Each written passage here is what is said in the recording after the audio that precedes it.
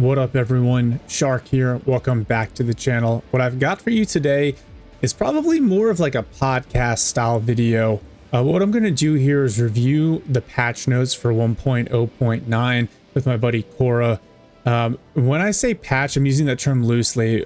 I think this is more of a hot fix, getting at a couple of balance issues in the game. They're not addressing any of the really big quality of life changes that we'd hope for. So what I would recommend is you sit back, grab a cup of coffee or whatever, and just kind of let this wash over you. We're going to go through the patch notes, have a little bit of discussion, and then talk about the future here. So if you enjoy this kind of content, make sure you let me know in the comments down below. We can do these more often, but without further ado, let's grab Cora and get to it.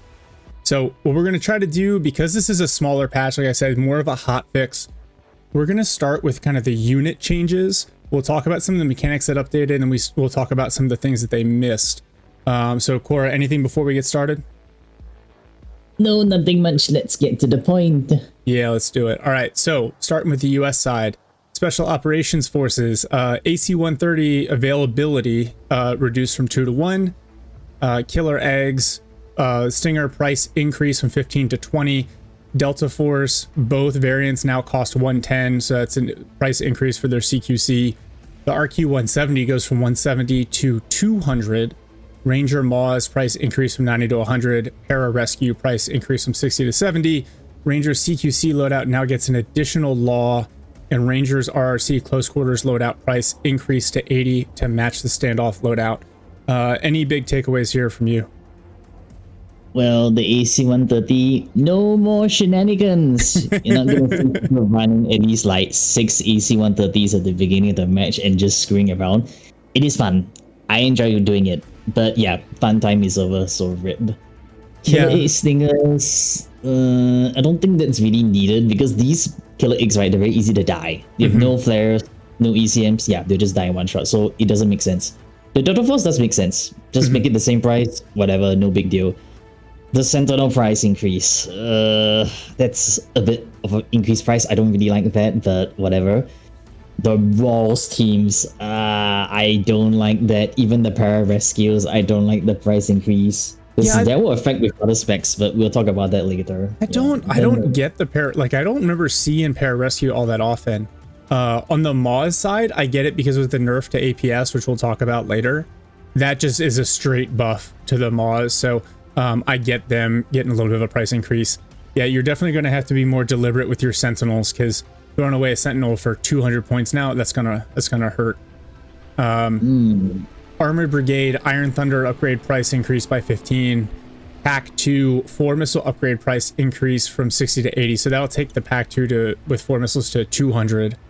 AMPV, Javelin, Reactive Armor, and Iron Fist APS upgrade prices all go up. I think that was needed. The AMPV was really overperforming. And then the ATACM's ballistic missile resupply time reduced from 60 to 45 seconds. We'll see a parallel there on the Russian side. Any other thoughts on the Armor Brigade stuff? Iron Thunder price. Why increase the price? I think it's okay. Because you only get 3 of them, and America doesn't have much good artillery compared to the Russians, so it just doesn't make sense. Okay, the Patriot. Why is this increase of price? I don't get it. We don't really have that good SAMs. I mean, technically we do have 3, but then we don't have one that one-shots things from the air, but that doesn't make sense. AMPV, I get it. That thing was really good, because before the beta, right, that thing had no APS. After the game came out, the APS came out, that's when it became strong. But now I do find it's overperforming a little bit, but now with the price increase, it's really expensive. It's still 130 to 145 now. Yeah, it's still your budget, Barbarous, but yeah, it's just I think, and like I was going to kind of save this for the end, but by bumping all of these prices up, it forces you to be a little bit more deliberate in your deck building. You're not going to be able to bring everything that you want with every deck, especially with the Armored Brigade. On the support side, like if you pair Armored with Soft, because Soft have no support points in their deck building, it is going to significantly change how you build those decks. So I think I'll talk about the balance a little bit later, but I like the thought behind it. It is going to be a little painful for those of us that leaned on these units for sure. Strikers a lot, yeah. For me, it's gonna be a big nerf because armor and SF, right? The advantage is you have one of the best units in the game, but you're kind of limited by the points you can use on them. So with this points increase, right, we are effectively using less units that we can fuel on. We have to sacrifice something. So that's something I don't really like. I really, really don't like this change because America is kind of suffering compared to the RU, but that's for later, which we'll discuss. So let's continue. Okay. Yeah. Strikers, the big change here is APS doesn't reduce speed further compared to the ERA. You said the strikers feel really snappy now. They move really well on road. Oh, I love this change because okay, just to give you an example, because I'll be making a video of this anyway. With APS upgrade before this patch, your off-road speed is 40. You're slower than a fucking V3 SEP off-road. Which is ridiculous. Yes, it's that ridiculous. But now at least it'll be the same speed. But then again, it's a wheel vehicle. You're supposed to be using this on the road, not on the off-road. But I do find that strikers are more viable now. I do like this. Cool. Yeah, a bunch of price increases on upgrades, ATGMs, SHORAD APS, the Bushmaster Javelin upgrade price. The minor price increases, it gets into more of the deck building, which we'll talk about. The battleship gets 2 extra bunker buster tow missiles. Hey, if you are out there using the... Actually, Cora, can you make a battleship use video at some point? I would love to see you break that thing down.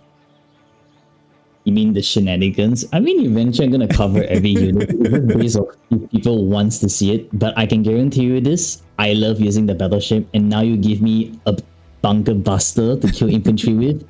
Yes.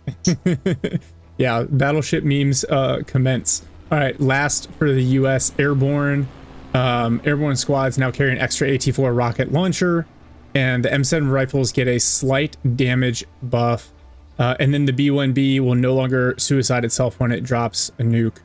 I think the Airborne and GSW needed this. I think we've seen the idea of them with like they outrange other infantry sounds cool, but their damage was so low that they would lose up close. And most players at this point are pretty good about managing infantry engagement ranges. So it's nice to see the Airborne get a slight buff there. Anything from your end closing out US? It needed to be buffed. The NGSWs, it had to be, because the problem is this is an objective game. It's all about holding the objectives. So most of the engagements, right, we will never have a chance to use those long range at 600 meters. That's very unrealistic. It will never happen.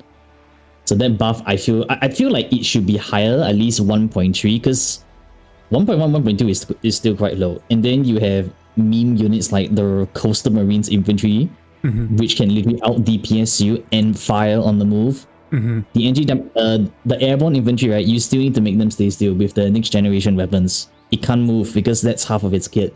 So that I think a lot of people are not understanding how these units work well, and sometimes they move them too much. Not all their weapons are firing, and yeah, that's why it feels like the unit's underperforming. I think people need to read the stats a bit more of understanding which units fire their weapons when it's staying still. I think I got to on that, but yeah, look to the stats. Learn how to use those units properly. Don't just anyhow move them. If they're meant to stay still, keep them still.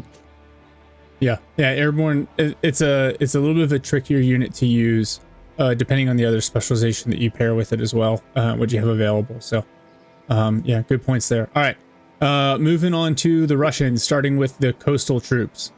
So the BTR 90 gets a seat increase from 6 to 7. The turret upgrade price goes down to 15.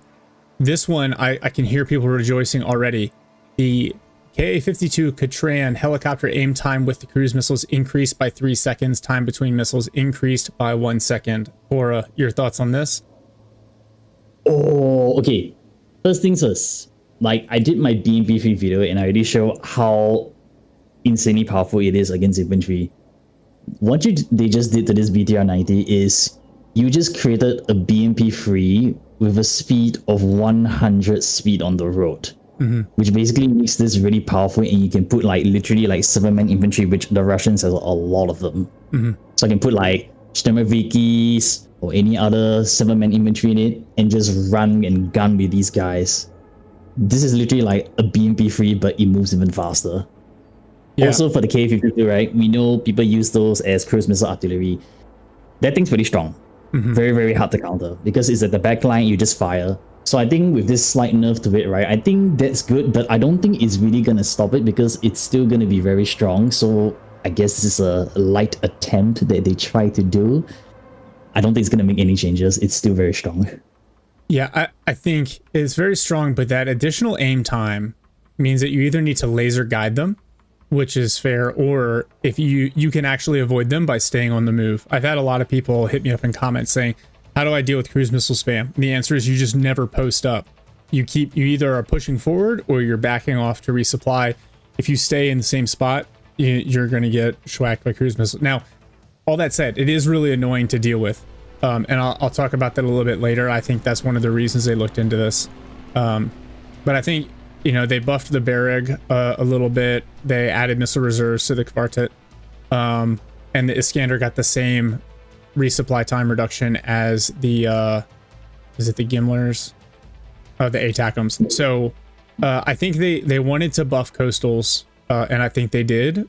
But coastal, other coastal infantry are already really strong. So I think coastals are going to look a little bit more like Marines in that it's kind of like a combination of like mechanized with some high-end infantry. So pretty cool there. I don't think they really make coastal unique yet because they did make coastal unique really special during the beta with the Chechnya infantry and the SPG-9. Those makes it really good and a bit pricey. That's what makes them special. But then they change it to the point that there are just other units that makes them better. So this slight change to coastal, right? I was actually expecting more changes than this. This is just slight changes in numbers and that's it. So I'm not really impressed with the coastals. I don't think it's gonna make people want to use them yet, except for the BTR 90. Other than that, I don't think coastal has much changes for now. Yeah, I think my personal opinion, playing against someone using coastals and using it well, the Morpehi and the Chorny Bereti are like really strong units. But I had this conversation with someone else in the comments, right? The Russian units excel at being multi-role, whereas on the US side, you have like specific unit hard counters, right? So it just changes your play style. I think coastals can be really good, but I'm glad that they're getting buffed slightly because I think it makes them a little bit more viable than they were. The motorized infantry, this is nice. The Su-24M2 has a unique label icon to differentiate it from the Su-24MP. That's just to help you figure out if it's a seed run or if it's a like rocket or a cluster bomb run coming in. So that's helpful. I would love to see NATO operational terms and graphics, but I know that wouldn't be helpful for about 70% of the game's audience. Look at all the changes to the Grad.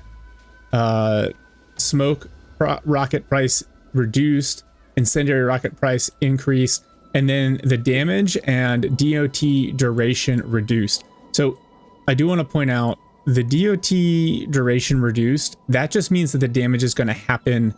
It's going to end up being exactly the same. It's going to be 1 damage per second, but it's going to stop at 8 damage per rocket. So yeah, the biggest problem I have with the Grad isn't the damage, it's the fact that the fire just appears out of nowhere, like we talked about. Spetsnaz GRU with AT loadout get a price increase. I think that's due. They're super strong. Su-25 can now guide 2 Vickers missiles per target at up to 2 targets. So that's going to make the Vickers even better at like ripple fire. And then the MiG-29 R60 missile price reduced from 35 to 30. Yeah, I kind of hit some thoughts in route. What do you got here? For the Su-24, I think the logo is good because now it's easy to identify like what plane is coming at you because you either identify with the number 2 or P. So now if you see the icon, if it's like closed in, like a duck, right? Yeah, that thing is going to come and kill your vehicles. And then if it's a P, right? Okay, that's a seed. So that's easier to identify. That's good. Yeah. The one I'm very interested is the Grad. So let's start with the fire, right? Yeah, that one is very annoying. And most importantly, the graphics of the particle effects. Because back then, right, it just happens. It's invisible. You didn't even know you got hit by it. So I think when I played it, it's more visible now. I liked it. But I think the one I'm more interested is the smoke variant, 100 cost. So what you can do is you fire a quick volley of smoke on the ground. You just have one line of it. You can just rush infantry immediately. It's the fastest like smoke generation out there for a price of 100. I'm kind of interested in trying that. I think that can bring a lot of new stuff. And the Russian motorized get great infantry options. So yeah, and that's another way to deal with the APS nerf, right? You don't need APS if the enemy can't see you. So, okay, final thing here, what everyone's been talking about, the Barbarous. That's why I've got it in the background here. The price increase from 225 to 290 and 250 to 300. Oh, I see what they're saying. So basically now it's only 10 points more expensive for the 57 mil variant, which I think was the one everyone was using, but still 300 points for a Barbarous.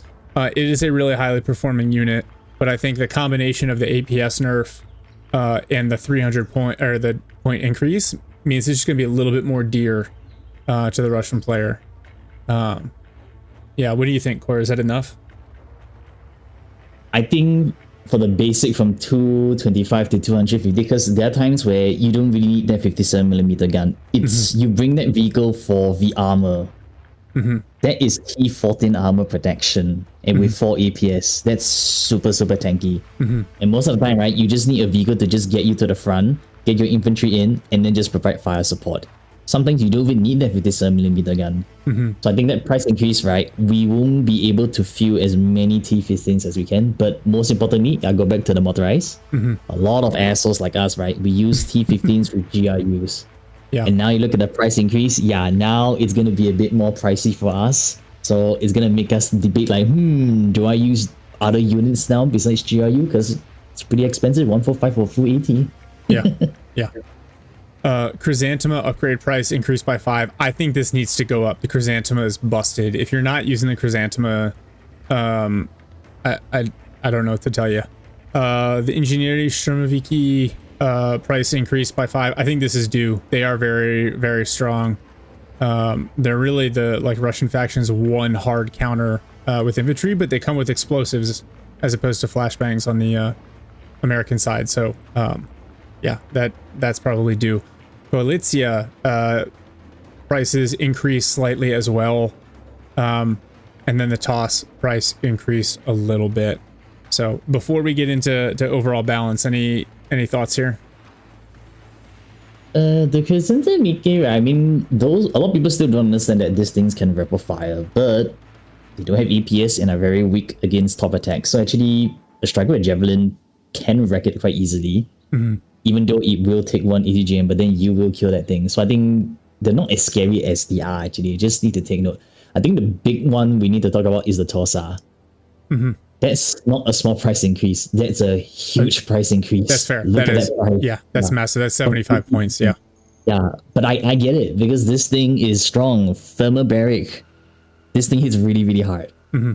I use this a lot, and this thing just destroys. And you know what's the best thing? It's literally a T72 chassis, so it's very tanky. So you can bring it to the front. Who cares if you're taking damage by a bit? You're gonna destroy any infantry right in front of your face. So this price increase, right, is justifiable.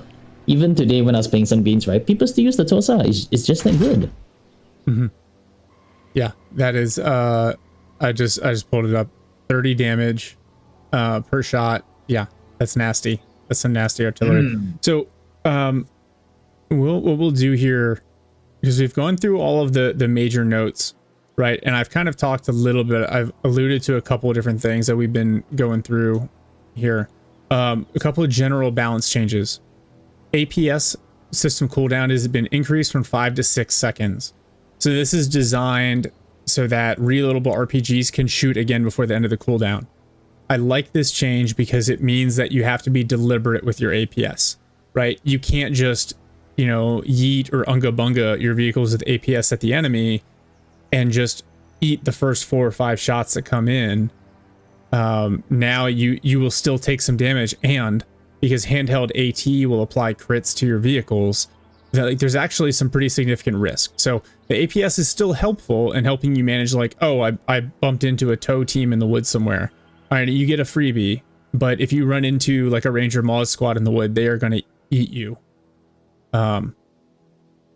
Yeah, incendiary munitions, penetration value, we talked about this a little bit. So the penetration goes from 20 to 15. What this means now, you know, you've put this out several times in your videos, but before, 20 penetration versus 10 armor on elite infantry, you were doing 80% of the listed damage. So for like the Grad, it was 10 damage. You're doing 8 damage per rocket to that elite infantry squad. You're doing almost the full 10 to a non-elite squad. Now, 15 to 10, you're going to do, what, 5 or 6 damage, right? So it's going to make infantry a little bit chonkier against incendiary. The thing to keep in mind is if a single member of the squad is in that damage radius for the incendiary, the entire squad will still take damage because of the way squads work in this game. So it basically just gives you more time to clear the area if incendiary munitions are being used, but you can't just sit there and tank it. You need to be reactive to it. It also means it's going to do less damage against armored vehicles. So, I mean, that makes sense to me. Like, the heavier armored vehicles should be able to kind of like, okay, there's stuff burning outside. We don't care. Just button up the hatches. Any thoughts on either one of those? Because I know we already kind of hit incendiaries with the Grad. Let's start with the APS. It's a small increase, which I'm still okay. I was actually expecting they'll increase the cross price. So I think what they did for the APS change is good, because this game, right, is quite heavily dependent on vehicles actually, because maps are big, you need movement, infantry are slow. Mm-hmm. So what's the best way around it? Vehicles. So I think this is also a good way to buff and incentivize people to use infantry more. Mm-hmm. Infantry is good. Mm-hmm. I just think that people don't know how to use them yet properly, mm-hmm. or know how to use the right combinations. Like, I'll give you a hint. You think that Ranger Morse teens plus with an AMPV is very expensive? I'll give you one example. Use a cheaper version, Russian VDV dish plus with a BTRD, 135 cost. Go try that out. Mm-hmm. Fucking cheap and very effective. And with this APS increase, you're gonna do a lot of shit against armored vehicles. So yeah, this is also technically a buff to Russian units also. Mm-hmm. So everyone benefits from this. Infantry is going to be a bit more dangerous now. And for the incendiary ammunitions, like, I agree with you with the fire. It doesn't make sense, like, how can a fire damage a vehicle on the outside? Because when I did some of my videos, right, mm-hmm. I just keep stacking fire and fire and fire, right? If the vehicle stays in the fire for a while, right, all their bodies just get damaged. It just doesn't make sense. Like, it's just mm-hmm. silly. But yeah, I don't think that should be the case. So I do like that fire has been nerfed slightly actually, because now it's a bit more respectable. Mm-hmm. Yeah, and you're stealing some of my end of video talking points, but it's fine. The fast cargo planes, agility increase. That, I think that's just a good quality of life change, because there's nothing more annoying than trying to go in and do an airdrop and having your airplane get shot down, or do racetracks around the drop zone because game can't figure out what it wants to do. Speaking of racetracks, low altitude bombs arming distance has increased. Changing the position of the strike too close to the target will result in the plane having to turn around to make a new approach. So I think people have made a bigger deal out of this than I think you really need to. What this means, because you're already at low altitude, this is for cluster bombs and high drag bombs, right? All you need to do is be a little bit more deliberate about where you're doing your bombing run, and it gives your opponent a little bit of a chance to maybe see the airplane coming in and dodge. That's kind of how I read this. But because it's really functionally not going to change anything. If the units are clumped up, you're going to smash them. What drives me crazy though is when the airplane, like, there's no audio saying like, oh, it's too close, I can't drop.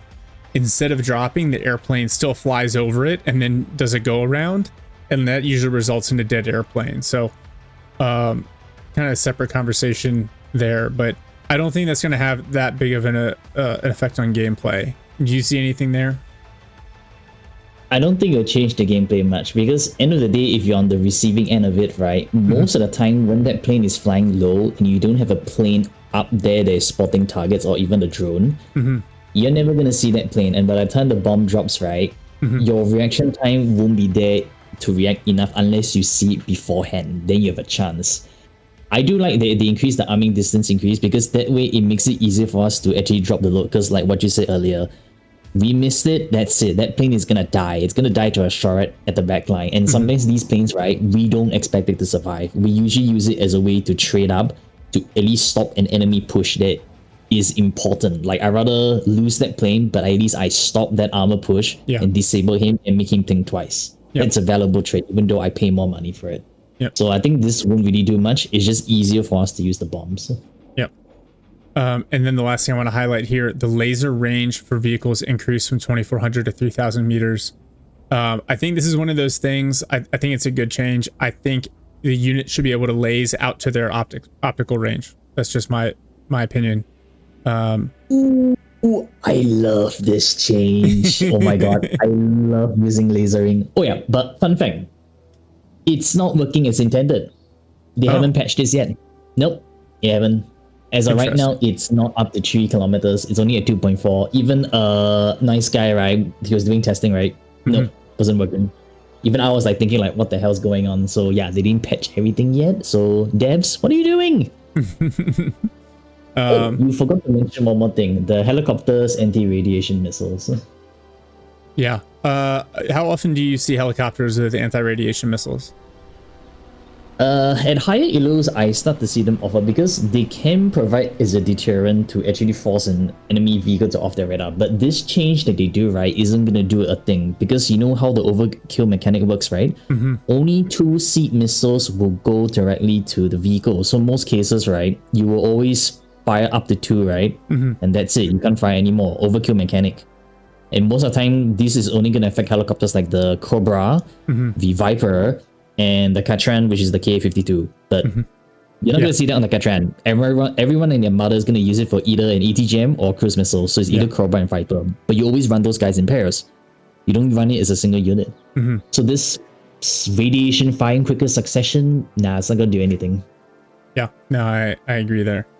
So the too long didn't read of these patches, the big takeaway and the reason everything is through price increases. So I've been playing RTSs for a little bit and working and paying attention to balance. And I know there's been some frustration of like, oh, why is everything getting more expensive? They're just making the good units more expensive. And actually, this makes a ton of sense to me for a couple of reasons. I think it's really elegant. When you're not actually changing the performance of the unit for the most part, right, then the units still interact the same way in the game. And that's one of my frustrations with some games where there are constant patches is like the units change so much you have to grind a bunch just to understand how the different units are going to interact and the balance in between.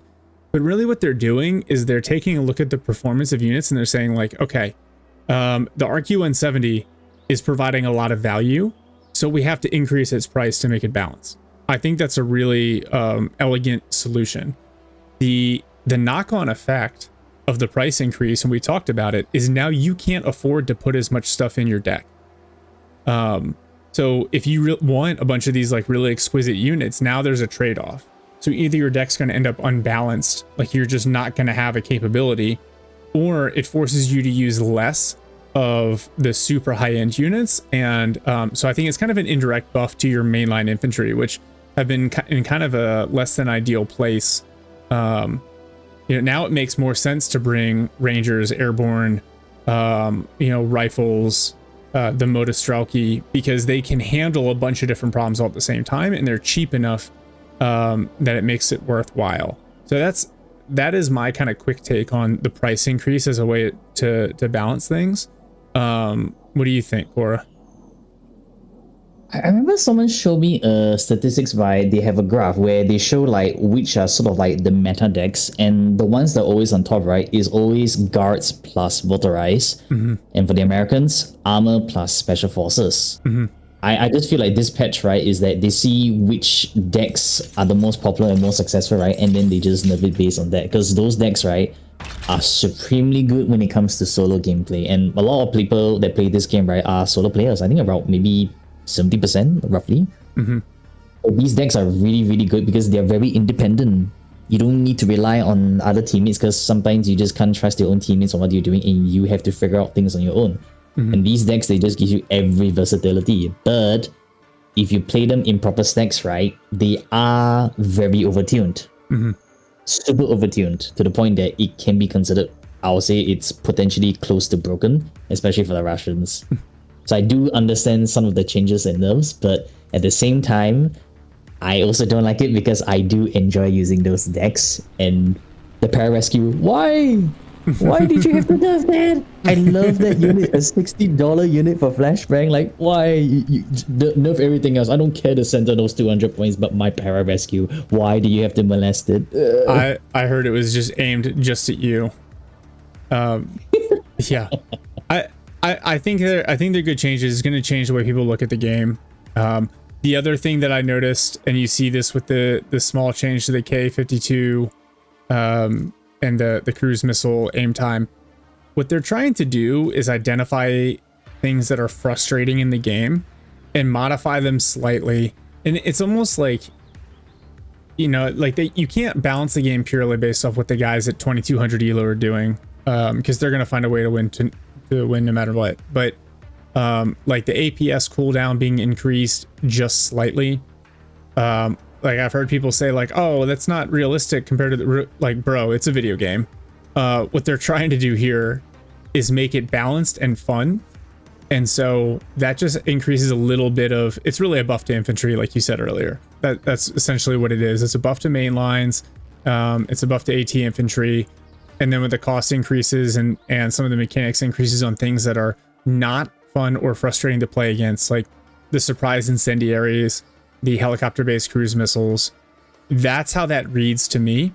And so for a hot fix, I think this is going to be I think it's going to be a successful patch, just based on my experience and seeing other games get updated. I think it's going to take some getting used to. You know, people are going to have to play the patch a little bit and realize that, like, I'm not going to be able to afford all the things I could before. You definitely need to go in and update your decks because they're all out of whack now, I guarantee it. But yeah, I think it's going to be interesting. Anything else before we complain about the stuff they didn't fix? Even though I'm like complaining, right, I think this is the right way step forward, because if we keep playing the same things, right, it will get boring, and I will agree it won't be fun. So this is really giving me new ways to play the game. Like right now, right, my armor special forces, right, I'm really doing something differently with it. Like I'm not even using that anymore.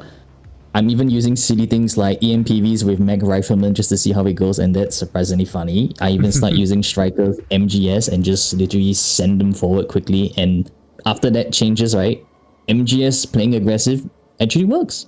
So I think like we're giving new playstyles to have fun actually. I think that's good. Yeah. All right. The things that they are working on that are not in this patch. Anti-cheat, surrender option, punishment for leavers. We talked about this before. I know people are really wanting them to crank on this stuff. I will say in their defense, right, it's a small dev team. These are major additions. Like, it sounds like, oh, all you have to do is add a surrender button, but there are so many knock-on effects from a coding perspective. So, you know, like with everyone else, I wish this stuff would come out faster, but I understand why they're like, hey, it's been a month. Let's just fix a couple of the overperforming units while we work on these bigger features. So I get it. I can't wait for, you know, what 1.1 to come out and add those things. I know, Cora, I mentioned, like, I've got a video teed up on all the things that I wish they would add. But I don't know. Any thoughts on, is there anything else that they're missing that you wish they would add to the game? I kind of expected more for Coastal. I do want it to be special. Like for me, I like using the T80 BVM. That's my favorite tank. That's fun to use. But I do want more things for the Coastal. I think there's something more you could do to make it special. Also for the surrender and the punishment, right? I think they need to add this quickly in, because it's very discouraging for a lot of solo players, because sometimes in the match, right, someone would just rage quit, right? And then it's going to discourage people to play this game. So the longer they take, right, you're going to get less and less players playing this game. So in the marketing perspective, right, this should be priority number one if they want to retain a good player base. A lot of people like this game. It's just that many of us are solo players. We sometimes like to play on our own, and it's very frustrating to play with people when they just leave the game at the start of the match. It's really, really frustrating. And I think that's very much a huge deterrent for people to not want to play this game. So please put this in quickly. Yeah, I like this game. That's a great point. I'm lucky enough that I play a lot in stacks, so yeah. Well, Cora, thank you. I know it is late, early for you. Both. So thank you for this. This was fun.